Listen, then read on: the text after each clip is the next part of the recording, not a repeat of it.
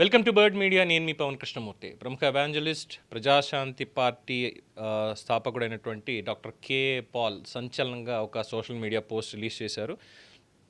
Megha కృష్ణారెడ్డిని target చేస్తూ కుట్ర జరుగుతోంది, పతనం అంచున ఉంది, దాదాపు $1.1 బిలియన్ అప్పుకి చాలామంది తిరస్కరించారు. అలాగే ఈ భూముల లావాదేవీల ద్వారా, వివాదాస్పద భూముల లావాదేవీలు, సెటిల్మెంట్ల ద్వారా గట్టెక్కడానికి రేవంత్ రెడ్డిని మచ్చిక చేసుకోవడానికి ప్రయత్నిస్తూ ఆయన సహాయంతో మేఘా కృష్ణారెడ్డి అని చేస్తున్నారు. ప్రస్తుతానికి మేఘా కంపెనీ పతనం అంచున ఉంది అని చెప్పి ఒక సుదీర్ఘమైనటువంటి ట్వీట్ ఆయన పోస్ట్ చేయడం జరిగింది. Shocking report sent to me about our own contractor Megha Krishnareddy is on the verge of collapse as Oak Tree management rejected his request for $1.1 billion loan to facilitate family buyout, MBO. Earlier reported that Krishnareddy forged signatures of PP Reddy and his son-in-law to grab 51% of the company shares. When the family wanted to knock the court door, he signed an arbitration worth of $1.6 billion. Megha Krishnareddy will lose the control on the company if he fails to pay second installment of $1 billion by May this year. Megha Krishnareddy had written 1,500 crores from withdrawn 1,500 crores from Oak Tree last year, promising 15% interest. There are complaints that this amount was routed from his Indian SPV to a foreign SPV, in turn paid through Oak Tree in the form of loan. Now, Oak Tree gave a rejection letter citing MEIL, Mail Corp, Megha Engineering Infrastructure Limited, fraudulent transactions that must be investigated to save India's image. It is sad that MEIL shelved all the projects across India and only active in Karnataka, TS and AP.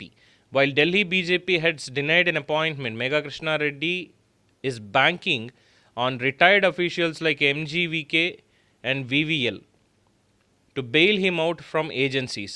Now, when the company is going into the hands of PP Reddy or MKR, has to depend on the disputed land settlements with the help of Revanth Reddy.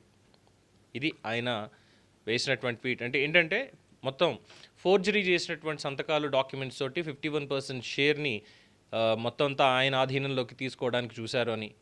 So PP Reddy అలాగే మిగతా వాళ్ళు కోర్టుకి వెళ్ళి దీన్ని తేల్చుకునేటువంటి పరిస్థితుల్లో న్యాయ పోరాటానికి సిద్ధమవడంతో $1.6 billion ఈ ఆర్బిట్రేషన్ అంటే మధ్యవర్తిత్వం, అది వాళ్ళకి చెల్లించడానికి ఒప్పందమే సంతకం చేశారు. ఈ మేలోపు వచ్చే ఒక నెల రోజుల్లోపు $1 బిలియన్ రెండో విడత సొమ్ము చెల్లించకపోతే కంపెనీ మీద పట్టు కోల్పోవడం ఖాయం, పూర్తిగా ఆయన కంపెనీ నుంచి బయటికి రావడం కూడా ఖాయమని సోషల్ మీడియాలో ఆయన చేసినటువంటి పోస్ట్కి సంబంధించి. అలాగే గతంలో 1,500 కోట్ల నిధులు భారతీయ ఎస్పీవీల నుండి విదేశాలకు మళ్లించి మళ్ళీ అవే నిధుల్ని రుణాల రూపంలో భారతదేశంలో ఇక్కడ చూపించాలి అని చెప్పి ఈ ఓక్ ట్రీ అనేటువంటి కంపెనీని అడగడం, ఇలాంటి ఫ్రాడ్యులెంట్ యాక్టివిటీస్ ఇవన్నీ చేస్తున్నారు అన్న పాయింట్ తోటే విదేశీ సంస్థలు కూడా పెట్టుబడులు పెట్టడానికి వెనకాడుతున్నాయి. భారతదేశపు ఇమేజ్ని కాపాడడానికి నరేంద్ర మోడీ గారు చర్యలు తీసుకోవాలి, దీని మీద స్పెషల్ ఇన్వెస్టిగేషన్ స్టార్ట్ చేయాలి అని చెప్పి కూడా చెప్తున్నారు. బీజేపీ పెద్దల అపాయింట్మెంట్ కూడా ఇవ్వట్లేదు ఢిల్లీలో కనీసం. అందుకని చెప్పి ఆయన దగ్గర ఉన్నటువంటి ఎక్స్ బ్యూరోక్రాట్స్ తోటి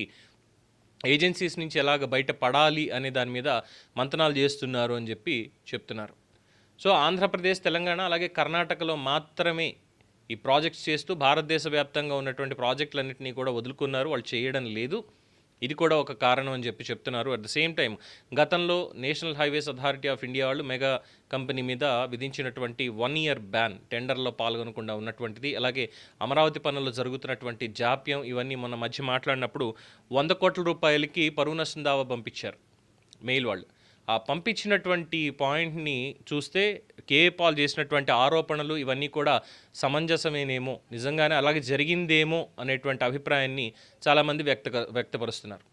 చూద్దాం మరి దీనికి మెగా కంపెనీ ఎటువంటి రిప్లై ఇస్తుంది, అండ్ కే పాల్ ఆరోపణల్ని ఇటు రేవంత్ రెడ్డి కానీ అలాగే సెంట్రల్లో ఉన్నటువంటి క్యాబినెట్ నరేంద్ర మోడీ గారు కానీ సీరియస్గా తీసుకుని ఏమైనా ఇన్వెస్టిగేషన్ స్టార్ట్ చేస్తారా అనేది వేచి చూడాల్సిందే. మొత్తానికి ప్రస్తుతానికైతే కే పాల్ ట్వీట్ చాలా సంచలనం అవుతోంది, దాని మీద విస్తృతంగా చర్చ కూడా జరుగుతుంది. ఇది దీని మీద ఉన్నటువంటి flash update. For more updates keep watching the bird media.